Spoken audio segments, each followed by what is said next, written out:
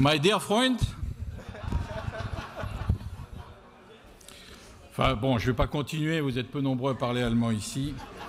En tous les cas, heureux de vous accueillir dans les Hauts-de-Seine, ici, à Issy-les-Moulineaux, cette ville martyre qui subit André Santini depuis tant d'années.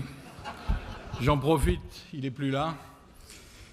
En fait, vous le savez, c'est un ami et il a fait de cette ville une belle ville, une grande ville, bon, pas aussi belle que la mienne, Meudon, ni celle de Drancy et de quelques autres, mais enfin, il fait beaucoup d'efforts et je pense qu'il va pouvoir nous rattraper.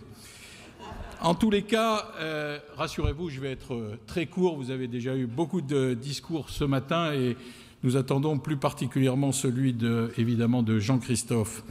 Donc, je voulais vous dire d'abord que je suis heureux d'être ici parce que vous êtes très nombreux. Vous êtes nombreux, c'est vrai qu'il y avait une inquiétude compte tenu du contexte, et en fait vous êtes venus nombreux et c'est rassurant. Ça veut dire que vous êtes impliqués dans la vie de l'UDI, dans la vie du parti, et que vous appelez de vos vœux la constitution d'une liste pour les élections européennes, et vous vouliez venir le dire ce matin, c'est rassurant pour nous tous. Et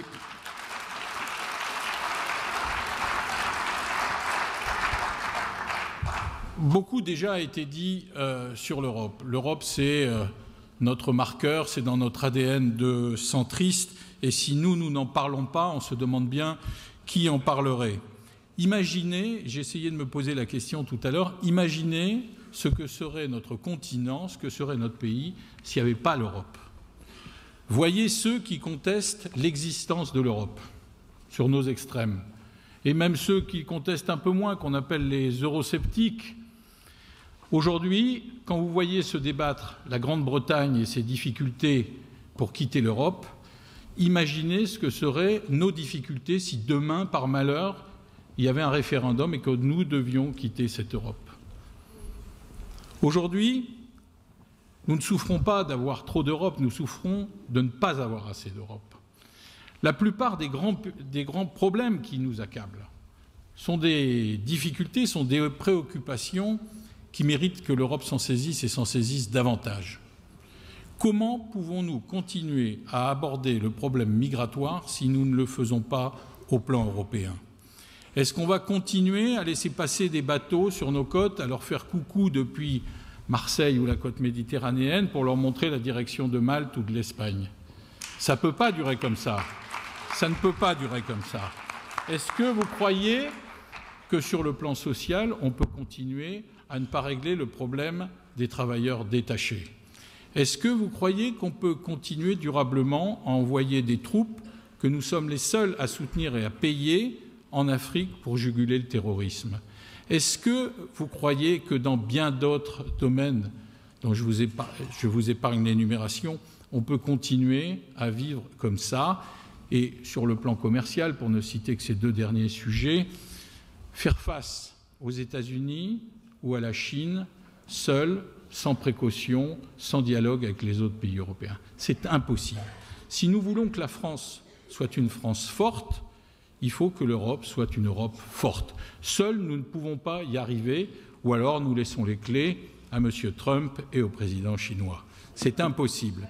Aujourd'hui, nous devons nous organiser et avoir une Europe solide.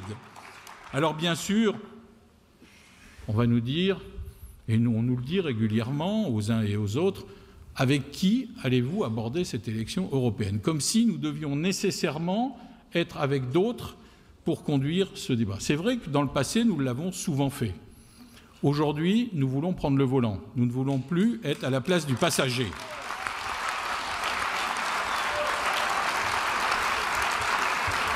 Nous voulons le faire parce que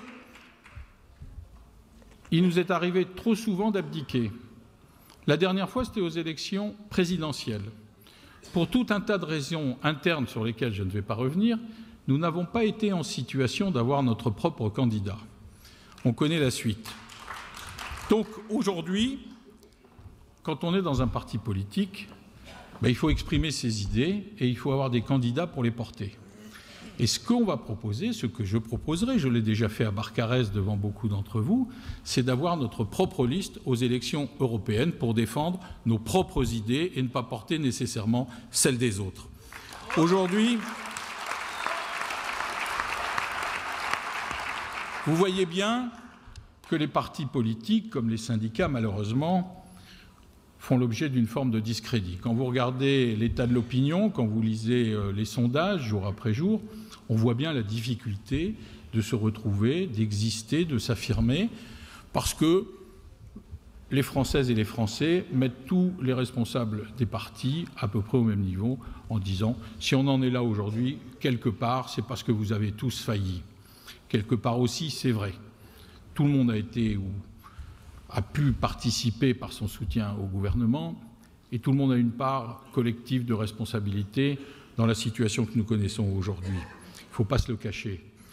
Mais il faut prendre des mesures et je pense qu'aujourd'hui, il faut que nous portions nos propres idées, nos propres valeurs. Je crois que c'est extrêmement important.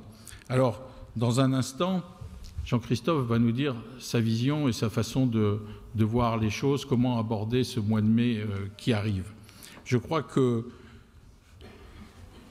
le parti qui est le nôtre, celui de Borloo, de Valéry Giscard d'Estaing, de Simone Veil, ne peut pas ne pas être présent cette fois-ci au rendez-vous de l'histoire et d'être au milieu du jeu au mois de mai pour affirmer une position qui sera la nôtre.